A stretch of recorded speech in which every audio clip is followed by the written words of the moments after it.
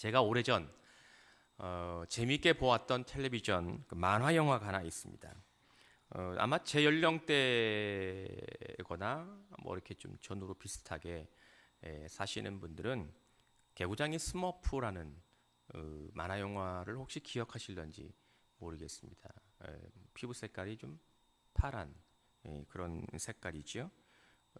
그들은 좀 황새가 스머프들을 이렇게 물어다 줍니다. 그러니까 버섯처럼 생긴 여러 이렇게 집이 있는 그 마을에서 살지요. 그들 중에 이제 머릿속에 좀 남아 있는 몇 개의 그 만화 영화 캐릭터가 이제 기억이 납니다. 나이가 이제 많고 이렇게 허연 수염이 이렇게 있는 파파 스머프 기억하시나요? 끄떡끄떡 하시는 분들은 그 기억이 좀 나신다는 표정 같으세요? 그리고 모든 일에 잘난 척을 하는 똘똘이 스머프가 있습니다. 이 친구는 그냥 뭐 안 끼는 데가 없어요. 무조건 나는 척하고 이제 그런 친구예요. 그리고 거의 제 기억으로는 유일한 여자 스머프가 아니었나 싶은데 또 여자 스머프는 이름이 좀 달라요. 또 여성분들은 좀 이렇게 좀 튀어야 돼, 그렇죠? 스머페트가 여자 이제 스머프였고요. 그리고 모든 일에 싫다고 표현하는 스머프가 있습니다. 나는 노는 거 싫어. 나는 잠자는 거 싫어. 나는 뭐 밥 먹는 거 싫어. 뭐 이렇게 이야기하는 투덜이 스머프가 있습니다. 그리고 이들을 괴롭히는 아주 악당으로 가가멜이 있습니다. 가가멜. 혹시 기억하시는 분들 계시겠습니까? 이 만화 영화를 제 기억으로는 참 재밌게 봤던 것 같습니다. 그들 중에 제가 좀 이렇게 뭐 이렇게 좀 뭐가 이렇게 특별한 소리나 또 재미있는 말투나 이런 거 있으면 좀 이렇게 좀 따라하는 편이에요. 집에서도 저희 아이들이 아빠 제발 좀 그만 좀 따라하라고 주책 맞다고 이제 그러는 거. 제가 어릴 때도 그걸 잘 따라해가지고 그 투더리 스머프가 하는 말을 이제 잘 따라했습니다. 그때 한참 이거 스머프 만화 영화를 볼 때 좀 전에 제가 흉내를 좀 냈듯이 뭐 이런 거죠. 나는 집에 가기 싫어. 나는 밥 먹는 거 싫어. 싫어. 뭐 이렇게 따라했던 기억이 있습니다. 그 당시에는 이걸 따라한 거가 그냥 말투가 좀 재밌어서 제가 그냥 잘 따라했나 보다 이런 생각을 했었는데 가만히 이제 돌이켜 보니까 문득 생각이 나서 돌이켜 보니까 제 성격상 어떤 상황이나 또 사람과의 관계에서 제가 싫어, 뭐 안 됩니다, no 이런 것을 좀 분명하게 이야기하지 못하는 제 성격이 갖는 그 일종의 좀 반발 심리가 아니었나. 실제적으로는 어떤 상황이나 사람에게 안 돼요, 뭐 싫습니다 이런 말을 잘 못하니까 그 투더리 스머프를 좀 따라서 대리만족을 했던 것이 아닌가. 그냥 혼자 그런 생각을 좀 해보았습니다. 제가 외국에 잠시 살면서 외국 사람들에게 종종 들었던 말이 뭐냐면 제게 그런 말을 저 좀 종종 했어요. 너는 노라고 이야기해도 돼. 그런 이야기를 제가 종종 들었습니다. 그러니까 싫다는 것은 분명하게 싫다고 의사를 표시하라는 거예요. 괜히 싫은데도 억지로 그걸 참고 하지 말라는 것이지요. 아마 저를 아끼고 저를 동양 문화를 이해해 주는 친구들이 저에게 그렇게 진심 어린 충고가 아니었나 생각을 합니다. 외국 사람들은 일반적으로 좀 이성적이죠. 아주 이성적입니다. 그들은 감정적이질 않아요. 일반적으로 그렇다는 거죠. 일반적으로 그 사람들은 이렇게 조용히 말하고요. 또 분명하게 이야기한 것이 아무리 친한 관계라도 그게 이루어지지 않으면 아주 정색합니다. 그러니까 아주 굉장히 우리로서는 대하기가 쉽지 않은 사람들이죠. 물론 그들도 우리를 대하기가 쉽지 않겠지요. 우리나라 사람들은 그들에 비해서 좀 일반적으로 좀 감정에 의지해서 상황을 판단하려고 하는 경향을 가지고 있습니다. 그래서 좀 전에 제가 말씀을 드렸던 것처럼 아니야, 안 돼 이렇게 이야기해야 되는 때임에도 불구하고 뭐 마지못해서 뭐 예스 그래요 뭐 이렇게 이야기하는 경험들을 아마 저뿐만 아니라 여러분들도 많이 경험하지 않겠나 싶습니다. 이러한 이유는 싫다고 말하면 저 사람 어떻게 생각할까 이런 마음이 우리에게 먼저 들기 때문이죠. 만약에 내가 싫다고 이야기하면 관계가 깨지면 어떡하나, 내가 저분하고 아주 가까우고 친밀한 사이인데 내가 싫다고 안 된다고 이야기하는 순간 우리의 관계가 확 깨어져 버리면 어떡하나. 이런 것 때문에 이 감정이 이렇게 흔들려 가지고 싫음에도 불구하고 안 된다고 이야기하는 때임에도 불구하고 그것을 말하지 못하는 경우가 우리에게 있습니다. 이것 때문에 시간이 지나고 나면 아주 난처한 경우에 빠지게 되는 일들도 있지요. 개구장의 스머프, 만화 영화에서 등장하는 투덜이 스머프는 모두가 좋다고 이야기하고 또 다 받아들이는 상황에서도 그만 유독 나는 싫어 라고 이렇게 이야기하는 캐릭터입니다. 어떻게 보면 그는 자신의 의사를 분명하게 표현할 수 있는 의식 있는 유일한 존재가 아니었나, 그 만화 영화에서 그렇게 보여진다는 것이죠. 그럼에도 우리 주변에서 누군가가 마치 투덜이 스머프처럼 모든 일에 안 돼, 싫어, 노 이렇게 외친다면 그 사람과의 관계를 형성하는데 몹시 어려움을 겪는다는 것을 우리는 경험적으로 잘 알고 있습니다. 개구장이 스머프가 미국에서 만들어진 만화 영화라고 합니다. 그렇기 때문에 그들에게는 이 투덜이 스머프가 이성적으로 판단하는 사람들에게는 의미 있는 그러한 등장인물일 수 있지만 우리나라 사람들에게 투덜이 스머프는 적지 않게 부담스러운 캐릭터일 수밖에 없겠다 하는 생각을 해보게 되는 거죠. 우리 정서하게 잘 맞지 않는 존재이기 때문인 것 같습니다. 아무리 옳은 이야기를 하더라도, 그래서 그것이 논리적으로 타당한 근거를 가지고 있다 하더라도 그 사람의 말하는 태도나 그 사람의 어투나 그 사람의 행동이 그 이야기를 듣는 사람의 감정을 건드리게 되면 우리나라 사람들은 좀 좋은 표현은 아닙니다만 꼭지가 확 도는 사람들이 우리 대한민국 사람들이잖아요. 우리들은 사실은 그 논리적으로 논리적으로 이해되기만 하면, 논리적으로 타당성만 가지고 있다는 것이 인정되면 감정과는 상관없이 그것을 인정하는 서양 사람들과는 분명히 다른 사람들임에는 부인할 수 없습니다. 저는 오늘의 말씀을 묵상하면서 이 개구장이 스머프라는 만화 영화에서 그려졌던 투덜이 스머프가 문득 생각이 났다는 것이죠. 저를 비롯해서 우리들이 감정적이든 이성적이든 만화의 등장인물인 투덜이 스머프를 참 많이 닮아 있는 것은 아닌가 하는 생각이 번뜩 들었기 때문입니다. 어떠한 일에 특별한 이유가 있거나 그렇지 않을 때라도 마치 우리가 습관처럼 안 돼, 싫어, 노 이런 것을 반복하며 살고 있는 것이지 않겠나 하는 것 때문입니다. 모두가 그저 어떤 상황을 받아들이고 인정하는 사회에서 안 돼, 싫어 이렇게 이야기해야지만 나의 존재감을 드러낼 수 있다고 혹시 우리가 착각하고 있는 것은 아닌가, 그런 생각이 이제 들게 됐습니다. 그것이 선의든 악의든 문제 제기를 해야지만 그것이 내가 살아있다는 느낌을 갖게 되는 그러한 오류에 우리가 빠져 있는 것은 아닐까, 그런 생각도 들게 되었다는 것이죠. 사실 우리는 언제부터인가 이 세상에 변함없는 진리란 존재하지 않는다 이렇게 학습되면서 살아왔습니다. 하나님의 말씀조차, 성경에서 들려주고 계시는 주님의 음성조차도 한 번쯤 의문을 품어야 된다고 가르치는, 이거 참 기가 막히고 놀라운 세상에 너무도 적응하면서 이 세상을 살아오고 있다는 것이죠. 그러나 성경과 하나님의 말씀은 시간이나 어떠한 공간이나 어느 곳에 우리가 살고 있든지 간에 제약을 받지 않고 우리의 삶에 적용된다는 어떠한 영원한 타당성을 가지고 있습니다. 이터널 렐러번스를 가지고 있다는 것이죠. 우리가 이것을 받아들이고 믿어야 됩니다.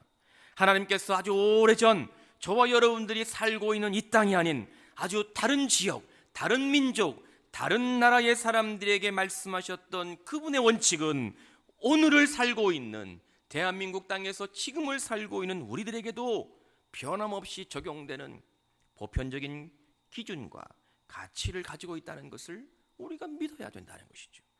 우리에게 이것이 흔들려 버리면 우리의 믿음 자체가 기반을 잃어버리는 것과 다를 바가 없다는 겁니다. 이러한 믿음의 토대 위에서 우리는 오늘 추수감사주의를 보내고 있는 겁니다. 하나님께 감사하는 고백으로 주님께 영광을 돌리는 기쁨으로 가득한 예배를 드려야 되는 것이 바로 오늘 추수감사주일입니다. 오늘 주님께서 여러분들 한 분 한 분에게 들려주고자 하시는 주님의 음성에 주의 뜻을 깨달아 은혜가 되고 감사의 고백이 넘치는 은혜로운 예배가 될 수 있기를 간절히 기원합니다. 엄밀하게 오늘의 말씀을 우리의 삶에 비추어 보면 사실 말씀이 우리를 좀 불편하게 합니다. 오늘의 말씀이 그렇다는 것이죠. 그 이유가 아주 명백한데요. 우리들이 그렇게 감사할 이유가 없어 보이기 때문입니다. 한번 곰곰이 생각해 보세요, 여러분들. 내가 뭐 하나님께 그렇게 감사할 이유나 조건을 가지고 있나 한번 생각해 보시면 분명하게 오늘의 말씀이 좀 나를 불편하게 한다 하는 뜻을 이해하게 되지 않겠나 싶습니다. 우리가 뭐 그렇게 하나님께 막 감사합니다 이럴 만큼 뭐 돈이 막 많아가지고 부유하게 살고 있는 것도 아니고, 우리가 뭐 너무너무 행복하고 정말로 좋은 사람과의 관계나 가정의 모습이나 우리의 삶의 터전이 정말 기가 막힌 상황 속에 있는 것도 아니고, 감사의 고백이 자연스럽게 나올 만큼 우리의 삶에 아무런 문제가 없는 것도 아닌데 뭐 우리가 뭐 감사를 하나님께 해야 되나 그런 생각이 문득 든다는 것이죠. 단지 성경에 기록되고 있는 것처럼 아주 오래전 이스라엘 백성들이 하나님의 명령에 따라 너는 1년에 2번 나에게 감사해야 된다. 맥주감사, 추수감사, 이 절기를 이스라엘 백성들이 말씀의 근거에서 지켰기 때문에 그냥 우리도 그냥 뭐 추수감사주의를 감사하는 마음으로 예배를 드려야 되는 것인가 이런 생각을 하게 된다는 것이죠. 오래전 미국에 건너갔던 영국의 청교도들이 그 땅에 정착하고 난 뒤 아주 혹독한 그의 겨울을 보냈습니다. 많은 사람들이 얼어 죽거나 굶주려 죽거나 병에 걸려 죽었습니다. 신앙의 자유를 찾아서 영국을 탈출해서 미국 땅에 건너갔던 이 청교도 1세대들은 그의 겨울 동안에 많은 사람들이 죽어나갔습니다. 겨울을 보내고 나서 그들이 땅에 씨를 뿌리고 한 해 동안 열심히 거두고 그리고 나서 농사를 짓고 나서 추수하고 난 이후에 하나님께 감사의 예배를 드렸다는 것이 오늘 우리가 드리고 있는 추수감사주일의 어떠한 전통이 된 거지요. 성경의 근거에 출발해서 미국 땅에 걸쳐서 우리나라 땅에도 추수감사주일이 정해지게 되었다는 겁니다. 그거야 뭐 그 사람들한테는 의미가 있는 것이지. 뭐 우리에게 그 미국 사람들, 미국 신앙인들이 하나님께 감사 예배를 드렸다는 것이 뭐 우리의 삶의 형편을 고려해 볼 때 뭐 그렇게 우리가 감사할 일이 많다는 건가? 그런 마음 여러분들 들지 않으시나요? 좀 문제의식을 가지고 생각해 보면 그렇다는 거죠. 하나님의 말씀이 우리를 불편하게 할 때가 분명히 있습니다. 어떻게 보면 성경이 또 우리가 거하고 있는, 우리가 머물고 있는 기독교 역사가 우리에게 사실 별 감동이 되지 않을 때가 있다는 것이죠. 우리의 삶의 형편에서 사도 바울이 고린도 교회 공동체를 향하여 들려주었던 오늘의 본문은 그 당시 고린도 교회 공동체로 살고 있는 믿음의 사람들에게 어떻게 들렸을까요? 오늘 본문은, 오늘 우리가 함께 듣고 읽고 말씀으로 묵상하고 있는 오늘의 본문은 오래전 고린도 교회 공동체가 이 말을 사도 바울로부터 들었을 때 그들은 어떠한 느낌을 받았을까요? 오늘 본문의 역사적 근거는 바울이 예루살렘 교회를 돕고자 하는 취지로 일종의 목적 헌금을 드리자 이렇게 권면하는 내용입니다. 여러분들, 우리 예루살렘 교회를 좀 도웁시다. 예루살렘 교회를 돕기 위해서 우리가 좀 헌금을 좀 하겠습니다. 특별 헌금을 좀 하겠습니다. 목적을 가지고 좀 헌금을 하겠습니다. 이렇게 권면하는 내용이라는 것이 오늘의 말씀이. 신약 시대에서 초대교회 공동체의 시작, 모태라고 이야기할 수 있는 예루살렘 교회는 혹시 여러분들이 기억하실런지 모르지만 안디옥 교회로부터도 적지 않은 도움을 받았던 교회입니다. 그리고 이제 오늘 바울은 고린도 교회 공동체를 향하여서도 모교회를 도와야 된다고 설득하고 있습니다. 안디옥 교회도 그랬고 오늘 본문에 등장하고 있는 고린도 교회 공동체도 예루살렘 교회의 어려움을 도울 만큼 넉넉하거나 풍족한 삶을 살아가는 사람들, 아주 부자 교회는 아니었다는 거죠. 그럼에도 불구하고 바울은 그들에게 목적 헌금, 특별 헌금을 동참할 것을 말씀하고 있다는 겁니다. 바울이 이 말씀을 권면하기가 쉬웠을까요? 아무리 생각해봐도 쉽지 않았을 것 같아요. 왜? 바울이 고린도 교회가 어떤 상황이라는 걸 너무도 잘 알고 있었으니까. 바울이 고린도 교회가 처해 있는 상황이 어떠하다는 것을 너무도 잘 알고 있었습니다. 그건 쉽지 않았겠죠. 목사가 헌금하자고 설교하는 것만큼 마음이 부담스럽고 어려운 일이 없는 거거든요. 아주 어려웠을 겁니다. 이러한 바울의 권면은 아마도 그 당시 고린도 교회 공동체의 마음을 불편하게 했을 겁니다. 아니, 우리도 살기 힘들어 죽겠는데 무슨 가보지도 못한, 생각해보지도 못한 예루살렘 교회를 돕자고 저렇게 저러나, 이런 마음 들지 않았을까요? 그럼에도 불구하고 바울이 고린도 교회 공동체를 향하여 담대하게 말씀을 전했다면 그 이유가 분명히 있지 않겠습니까?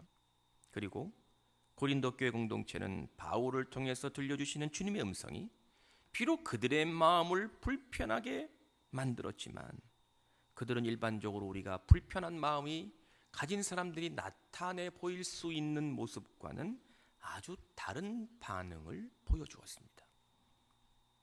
사람을 살리고 교회를 세우는 쪽으로 그들이 방향을 잡았기 때문이죠. 주님의 도전이 그들에게는 처음에는 마음을 힘들게 하고 불편하게 여겨졌지만, 그것이 곧 그들의 믿음을 성숙하게 만드는 결과로 나타났다는 것을 오늘 본문은 우리에게 보여주고 있습니다. 우리는 그것을 주님의 음성으로 함께 듣고 묵상하려고 하는 것이죠. 주께서 오늘 여러분들을 향하여 말씀하시는 것이 과연 무엇이고, 말씀이 주는 마음의 불편함을 어떻게 우리가 풀어나갈 수 있는 것인지에 주께 집중하면서 또 하나님의 은혜를 누리실 수 있기를 주님의 이름으로 축원합니다. 교회에 대한 명언이라는 글을 읽어본 적이 있습니다. 그들 중에 눈에 띄는 것 두 가지가 있는데, 그 하나가 이것이죠. 가난한 교회일수록 더 순수하다. 여러분도 어떻게 생각하세요? 가난한 교회일수록 더 순수하다. 이게 유명한 영성가들이 한 말입니다. 또 다른 하나는 교인들이 안전하거나 편안하다고 느낄 때 교회는 가장 큰 위험에 빠지게 된다. 교인들이 내가 너무 좋아, 우리 교회가 오늘 이 시간 너무너무 좋아, 편안해, 이렇게 생각하는 순간 교회는 가장 큰 위험에 빠지게 된다 하는 말입니다. 저는 이 글을 읽으면서 좀 도전이 되었습니다. 우리의 순수함, 우리 성광교회 공동체의 순결함은 물질적 풍요로움이 주는 것이 아니라는 거죠. 여러분들 동의하시나요? 물질의 풍요함이 교회의 순수성을 유지하게 하는 것은 아님에 분명합니다. 그건 예외가 없어요. 다 우리가 인정할 수밖에 없는 것이죠.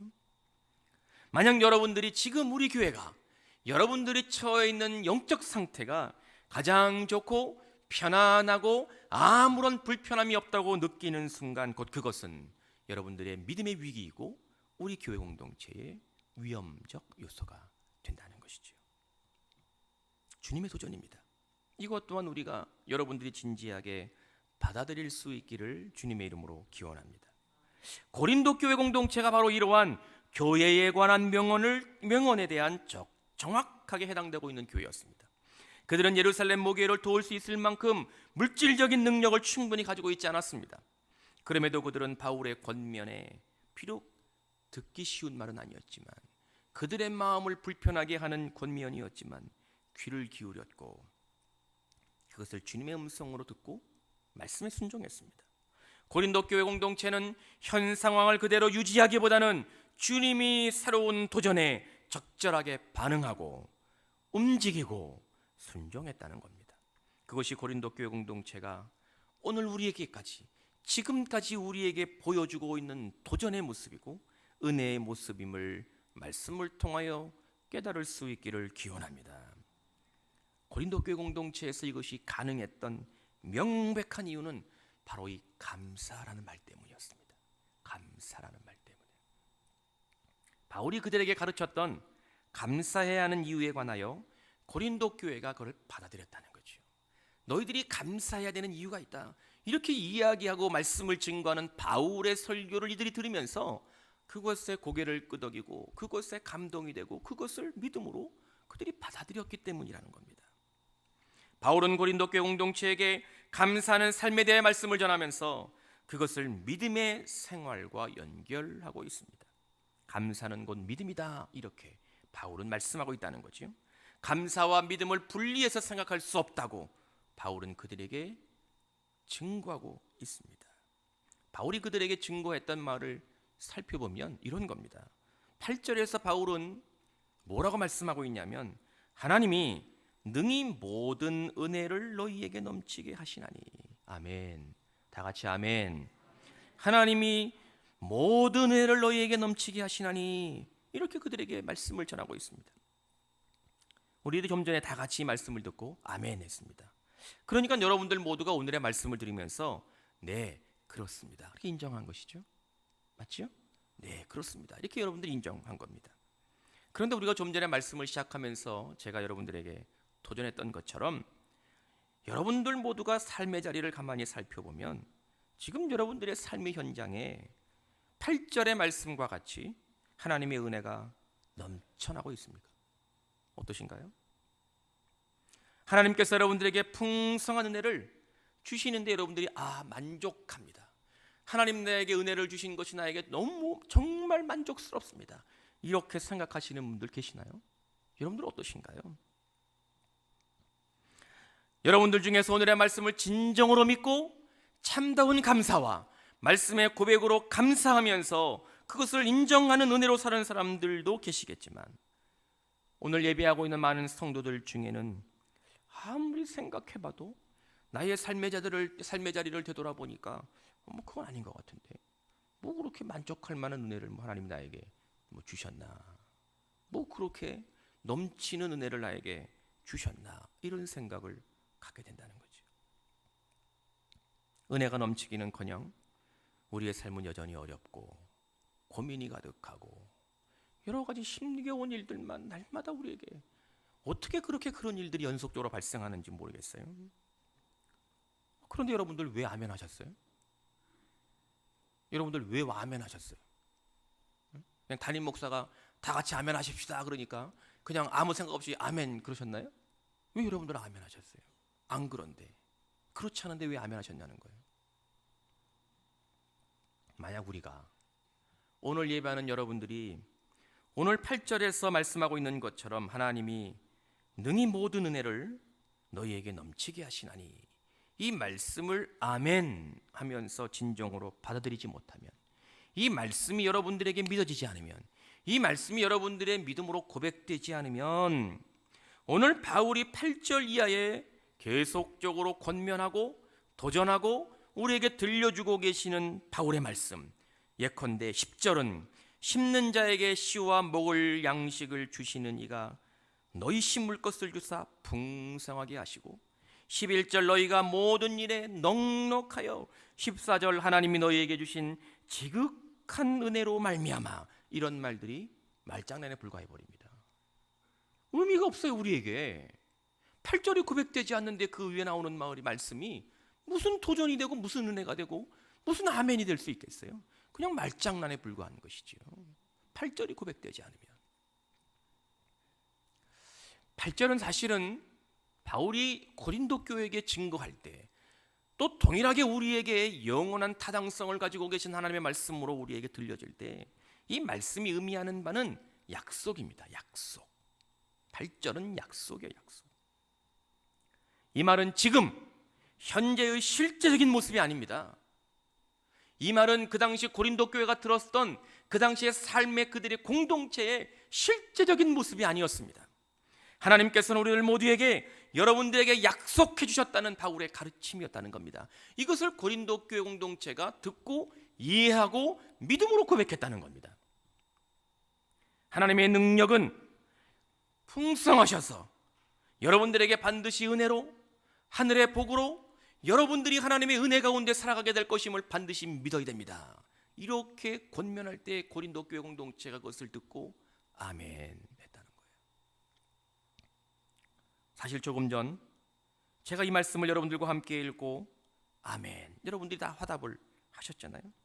그것은 아주 긍정적으로 보면 여러분들이 오늘의 말씀을 의도하고 있는 바를 이해하고 있었던, 이해하고 있지 않았던, 그것을 인식하셨던 그렇지 않았던지 간에 이 말씀이 우리에게 주시는 주님의 약속이라는 것을 받아들이고 있기 때문이었습니다. 오랜 시간 동안 신앙생활을 해오면서 늘 하나님의 말씀을 우리가 들으며 살아왔기 때문에 이 말씀은 나의 삶의 형편을 한번 되돌아보고 아멘한 것이 아니라 하나님의 말씀이니까, 약속이니까 우리가 아멘한 것이죠. 사실은 그 약속은 반드시 우리에게 성취될 것이라는 믿음이 우리에게 있기 때문에 아멘한 것입니다. 설령 그렇지 않았다 할지라도 담임 목사가 다 같이 아멘하십시다, 그럴 때 여러분들이 그냥 아무 생각 없이 아멘하셨다 할지라도 성령 하나님께서 여러분들의 마음속에 그것을 받아들이도록 역사하셨기 때문입니다. 만약에 그렇지 않았다면, 그렇지 않고서야 어떻게 여러분들이 오늘의 말씀을 기준 삼아 여러분들의 삶의 처지를 바라볼 때 그렇지 않은 삶의 현실을 바라보면서 여러분들이 아멘 하실 수 있었겠냐는 거죠. 성령의 역사였기 때문에 우리가 아멘 할 수 있었다는 겁니다. 믿으시나요? 네, 믿으셔야 됩니다. 바울은 고린도 교회 공동체가 너희들은 현재에 사는 사람들이 아니다, 그렇게 말씀하고 있는 겁니다. 너희들은 현재에 얽매여 사는 사람들이 아니고 너희들은 미래에 사는 주의 백성들이다, 이렇게 말씀하고 있는 겁니다. 11절의 말씀을 여러분들 용서하고 들으시기 바랍니다. 영어로 다시 읽으면 You will be enriched in every way. 너의 모든 일에 하나님이 너희를 enrich, 풍성하게, 부유하게, 풍족하게 하실 것이다, 이렇게 말씀하고 있는 겁니다. 현재 여러분들이 풍족하진 않을지라도, 현재 여러분들의 삶이 풍성한 삶을 누리지 않을지라도 하나님은 여러분들을 풍족하게, 풍성하게 모든 여러분들의 삶의 면에서 그렇게 여러분들에게 풍족함을, 풍성함을 주실 것이다 말씀하고 있는 거죠. 바울은 고린도 교회에게 너희들이 바라보아야 할 하나님의 약속을 붙들고 살아라, 현재에 얽매여 살지 말고 하나님의 약속을 바라보고 살아라, 그렇게 말씀했습니다.